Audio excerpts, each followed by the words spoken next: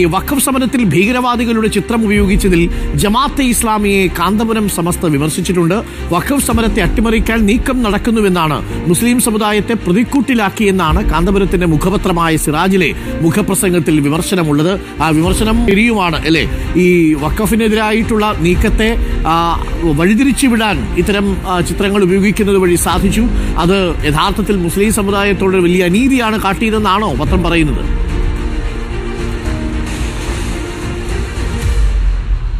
തീർച്ചയായിട്ടും ഇതിനകത്ത് രാഷ്ട്രീയമായ തിരിച്ചടി UDF കൂടി ഉണ്ടെന്ന് പറയേണ്ടിയിരിക്കുന്നു. കാരണം ഈ ജമാഅത്തെ ഇസ്ലാമി മതരാഷ്ട്രവാദമൊക്കെ ഉപേക്ഷിച്ചു, അബു അല മൗദൂദിയുമായി ഞങ്ങൾക്ക് ബന്ധമൊന്നുമില്ല എന്ന് പറഞ്ഞ് വെള്ളക്കുപ്പായമിട്ട് വരുമ്പോഴാണ് സോളിഡാരിറ്റിയുടെ സമരത്തിൽ ഈ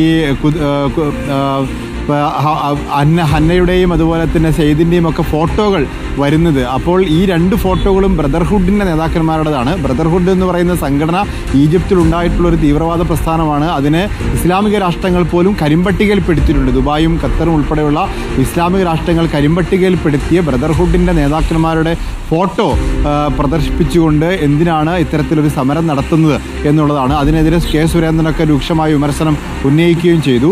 ഈ ഒരു സോളിഡാരിറ്റിയുടെ സമരം, വഖഫ് ബില്ലിനെതിരായിട്ടുള്ള സമരത്തിൽ കരിപ്പൂരിൽ അവർ സമരം നടത്തി, വിമാനത്താവളം ഉപരോധിച്ചു. ആ സമരത്തിലാണ് ഈ രണ്ട് ഫോട്ടോകൾ പ്രത്യക്ഷപ്പെട്ടത്. ആ ഫോട്ടോകൾ രണ്ടും ബ്രദർഹുഡിൻ്റെ നേതാക്കന്മാരുടെ ഫോട്ടോകളായിരുന്നു.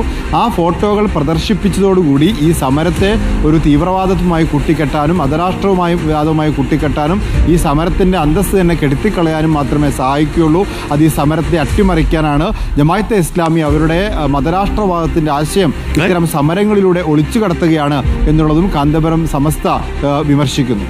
വല്ല കാര്യമുണ്ടോ? ബ്രദർഹുഡിന്റെ നേതാക്കന്മാരുടെ ചിത്രമൊക്കെ ഈ വഖഫിന്റെ കാര്യത്തിൽ എടുത്തു പ്രയോഗിക്കേണ്ട കാര്യമുണ്ടോ? അതിനിപ്പോൾ ഇവിടെ ആരാ നിങ്ങളെ വിളിച്ചത് എന്നല്ലേ നമുക്ക് ചോദിക്കേണ്ടത്. ഈ ചിത്രങ്ങളൊക്കെ വയ്ക്കുമ്പോൾ ഈ വഖഫുമായി ബന്ധപ്പെട്ടുകൊണ്ടുള്ള യഥാർത്ഥ രാഷ്ട്രീയ വിഷയത്തിൽ നിന്ന് മറുഭാഗത്ത് നിൽക്കുന്നവർക്ക് വളരെ വേഗം മുതലെടുക്കാൻ സാധിക്കുമെന്ന് ആർക്കറിയാത്തത്. പലപ്പോഴും ഈ സമരങ്ങളെ ഒറ്റുകൊടുക്കുന്നവരായിട്ട് മാറുന്നുണ്ടോ ഈ സമരക്കാർ എന്നുള്ളത് പ്രേക്ഷകരും ചിന്തിക്കേണ്ട കാര്യമാണ്. തുടരുക. നമുക്ക് ഇനിയും ഒത്തിരി വാർത്തകളുണ്ട്. ഇതിൽ ഏറ്റവും പ്രധാനം എന്ന് പറയുന്നത് ഈ സിറാജ് ദിനപത്രത്തിന്റെ എഡിറ്റോറിയലുമായി ബന്ധപ്പെട്ടുള്ളതാണ്.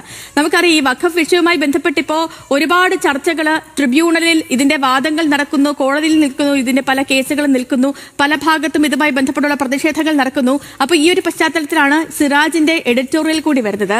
ഈ വിഷയത്തിൽ ജമാഅത്തെ ഇസ്ലാമിക്കെതിരെ ആഞ്ഞടിക്കുകയാണ് കാന്തപുരം വിഭാഗം.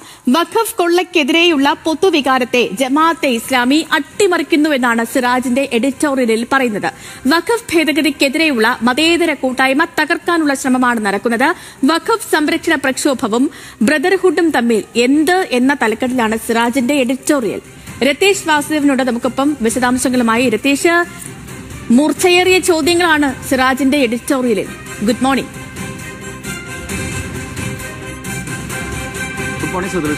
തീർച്ചയായും വലിയ വിവാദങ്ങളിലേക്ക് പോകുന്ന അല്ലെങ്കിൽ വലിയ ശക്തമായ തുറന്ന ഒരു യുദ്ധം പ്രഖ്യാപിക്കുന്നത് പോലെ തന്നെയാണ് ജമാഅത്തെ ഇസ്ലാമിയെ പേരെടുത്ത് പറഞ്ഞുകൊണ്ട് ജമാഅത്തെ ഇസ്ലാമി, സോളിഡാരിറ്റി, SIO തുടങ്ങിയ സംഘടനകൾ നടത്തുന്ന ഈ വഖഫ് ഭേദഗതിയുമായി ബന്ധപ്പെട്ട പ്രതിഷേധ സമരത്തെ അവർ രാഷ്ട്രീയമായി ആശയപരമായ പ്രചരണത്തിന് ഉപയോഗിക്കുന്നു എന്നാണ് AP വിഭാഗത്തിന്റെ മുഖപത്രമായ സിറാജിൽ എഡിറ്റോറിയൽ പറഞ്ഞിട്ടുള്ളത്. ബ്രദർഹുഡ് പോലുള്ള സംഘടനകളെ മഹത്വവൽക്കരിക്കുന്ന രീതിയിലുള്ള പ്രവർത്തനങ്ങൾ നടത്തുന്നു. അവരുടെ ആശയധാരയെ പ്രചരിപ്പിക്കുന്ന തരത്തിലുള്ള ഒരു വേദിയാക്കി ഈ വഖഫ് ഭേദഗതി പ്രതിഷേധ പരിപാടികളെ മാറ്റുന്നു.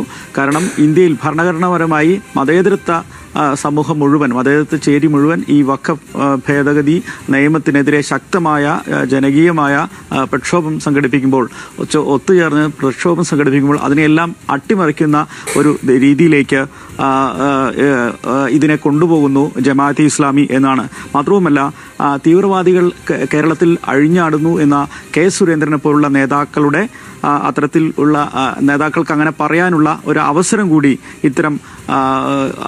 ഇത്തരം സമര പ്രക്ഷോഭങ്ങളിൽ ഇത്തരത്തിൽ ബ്രദർഹുഡ് നേതാക്കളുടെ ഉൾപ്പെടെയുള്ള ഫോട്ടോയും പോസ്റ്ററും ഒക്കെ വെച്ചാണ് പ്രതിഷേധം നടത്തുന്നത്. അത് ഇത്തരക്കാർക്ക് ഇങ്ങനെയുള്ള ആക്ഷേപത്തിന് ഇടയാക്കുന്നുണ്ട്.